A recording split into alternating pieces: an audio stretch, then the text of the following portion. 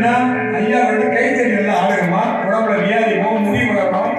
உண்மையில ஒவ்வொரு முறை முடி வளர கைத்தறி பாருங்க, உடம்புல வியாதி போகும், வேர்வை சிந்த வேண்டும். வீர செஞ்சு உழைக்க இடக்கு என்னைக்கு நோய் கிடையாது. அதனால வேர்வை விட்டோம்னா தான் வியாதி வரும். நல்லா பாருங்க, நல்லா அடிங்களா கைத்தறியாமா, கைத்தறி நல்லா